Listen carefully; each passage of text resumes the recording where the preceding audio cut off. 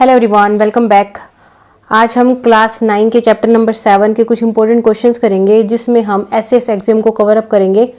SAS exam हमने previous video में discuss किया था with definition and one example. आज हम कुछ एग्जांपल्स और करेंगे और एसएएस एग्जाम जो है उसको उन एग्जांपल्स में हम अप्लाई करेंगे। ठीक है, तो फर्स्ट एग्जांपल जो है हमारे पास,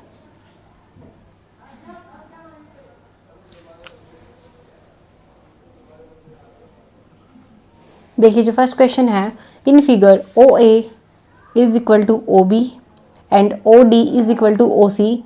हमें क्या प्रूव करना है? टू पार्ट्स हैं। फर्स्ट क्या है? Triangle A O D is congruent to triangle B O C and second part क्या है? A D is parallel to B C. ठीक है, देखिए इन दोनों ट्राइंगल्स को कॉन्ग्रेंट प्रूव करने के लिए हम देखो क्या कर सकते हैं। सॉल्यूशन में क्या लिखेंगे हम?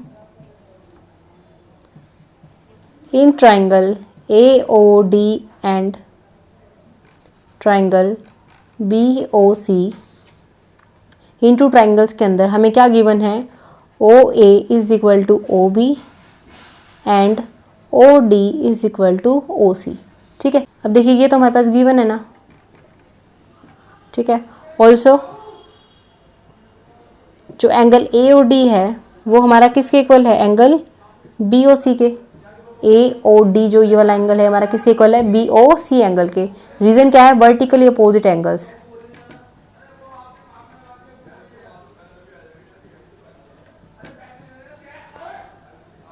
देखिए अगर आपको डेफिनेशन क्लियर नहीं है तो आप लाइंस एंड एंगल्स जो चैप्टर है, चैप्टर नंबर 6, उसका आप इंट्रोडक्शन पार्ट का वीडियोस देख लीजिए।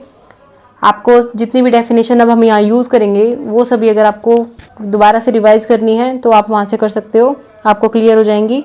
ठीक है, तो ये हमारे पास वर्टिकल अपोजिट एंगल्स बनाएंगे। तो देखिए ये साइड इक्वल है, ये वाली साइड भी इक्वल है और ये एंगल भी इक्वल है।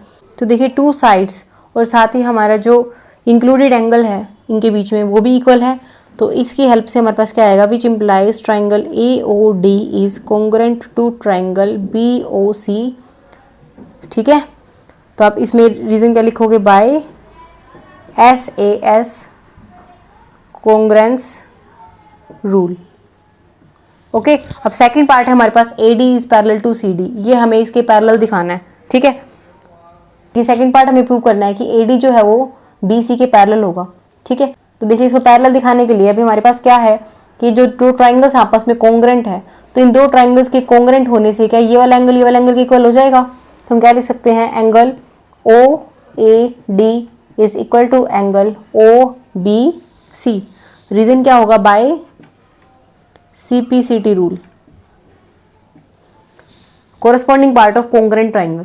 ठीक है, ये हमने प्रीवियस वीडियो में भी किया था, आप वहां पर भी चेकआउट कर सकते हो अगर आपको डेफिनेशन अभी क्लियर नहीं है तो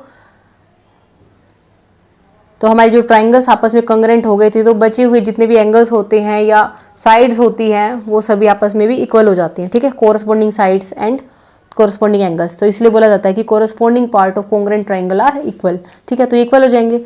अगर ये दोनों इक्वल हो जाते हैं तो आप क्या लिख सकते हो? दीज फॉर्म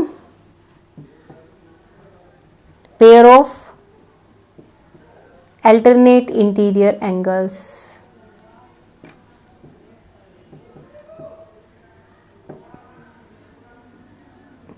देखिए अगर आपको लाइंस एंड एंगल्स वाला चैप्टर क्लियर नहीं है, बेसिक्स उसकी डेफिनेशंस क्लियर नहीं है, तो आप ट्राइंगल्स वाला चैप्टर नहीं कर पाओगे, क्योंकि जितने भी हमने रिजल्ट्स किए हैं वो काफ़ी यहाँ यूज़ होते हैं इस चैप्टर के अंदर।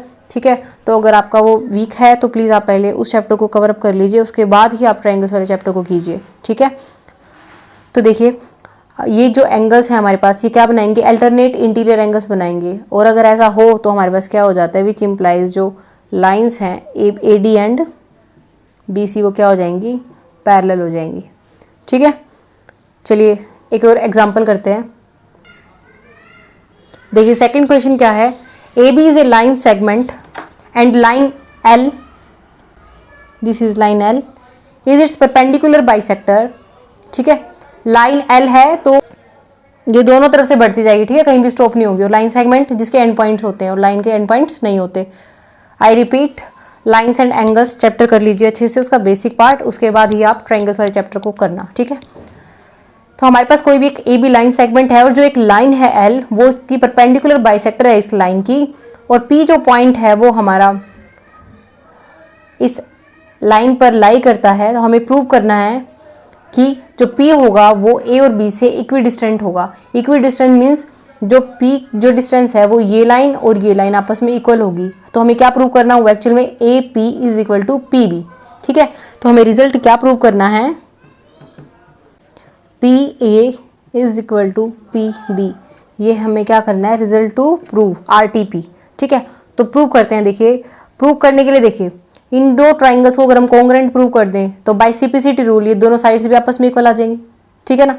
तो देखिए किसी भी क्वेश्चन में हम शुरू करने से पहले हमें पता होना चाहिए कि हमें शुरुआत कहाँ से करनी है। ठीक है ना, और वो कब आएगी, तब आपको जब अच्छे से बेसिक नॉलेज होगी और आपकी प्रैक्टिस होगी तभी आप क्वेश्चंस को सोल्व कर पाओगे। ठीक है, नहीं तो काफ़ी बच्चे इसी प्रॉब्लम में फंस जाते हैं कि हम क्वेश्चन को शुरू कहाँ से करें। ठीक है ना, तो वो कब पता लगेगा आपको, जब आपके बेसिक्स बिल्कुल स्ट्रॉन्ग होंगे तभी आप कर पाओगे।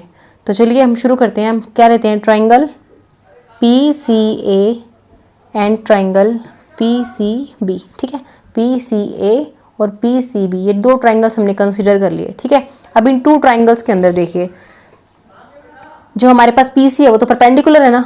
ठीक है, तो ये जो एंगल है ये एंगल आपस में इक्वल है हमारे पास।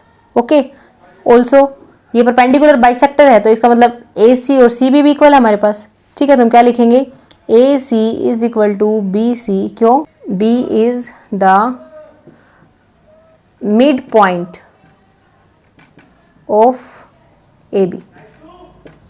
ठीक है, देखिए आप जगह जगह पर सारी पीछे वाली बातें यूज हो रही हैं, लाइंस एंड एंगल्स वाली। ठीक है ना, तो देखिए इसके बाद जो एंगल हमारा PCA है वो हमारा किस इक्वल है, एंगल PCB के दोनों किस इक्वल है, 90 डिग्री के, क्योंकि इसने बोल रखा है परपेंडिकुलर बाइसेक्टर है। परपेंडिकुलर मींस 90 डिग्री एंगल की फॉर्मेशन होती है और बाइसेक्टर मींस सामने वाली साइड को इक्वल पार्ट्स में डिवाइड करता है। ठीक है, तो AB साइड को उसने इक्वल पार्ट में डिवाइड किया तो हमारे पास क्या आ गया, AC एंड CB। ओके, हमारे पास एक साइड आ गई और एक एंगल इक्वल आ गया। ठीक है, अगर हमें एक साइड और मिल जाए तो ऐसे रूल लग जाएगा। तो एक साइड कौन सी मिलेगी, देखिए PC दोनों में कॉमन है। ठीक है, तो PC is equal to PC, आप क्या लिख सकते हो, कॉमन इन बोथ ट्राइंगल्स। ठीक है, तो इन तीन की हेल्प से हम क्या लिख सकते हैं, by SAS side angle side rule, जो ट्राइंगल ये दोनों हैं, triangle PCA is congruent to triangle PCB। ठीक है, ये दोनों ट्राइंगल कॉन्ग्रुएंट हो गए और कॉन्ग्रुएंट होने से जो PA है वो PB के इक्वल हो जाएगा by CPCT। Corresponding part of congruent triangles are always equal. ठीक है, तो देखिए बेसिक से क्वेश्चंस थे, आपको SAS एग्जाम है जो आपको लगाना आ गया कि हमारे पास कोई भी ट्राइंगल्स दे रखे हो, हम फाइंड आउट कर सकते हैं कि वो कॉन्ग्रुएंट है या नहीं by using the SAS congruence rule. ठीक है, हम नेक्स्ट वीडियो में कुछ और एग्जाम्स भी करेंगे, सिर्फ हमारे पास ये एक ही एग्जाम्स नहीं है, और भी एग्जाम्स है हमारे पास जिनकी हेल्प से हम फाइंड आउट कर पाएंगे कि कोई भी ट्राइंगल्स हैं वो कॉन्ग्रुएंट होंगे या नहीं होंगे। ठीक है, मिलते हैं नेक्स्ट वीडियो में। आई होप आपको आज का वीडियो अच्छा लगा होगा। Please do share it with your friends and classmates. Take care, bye bye, keep watching.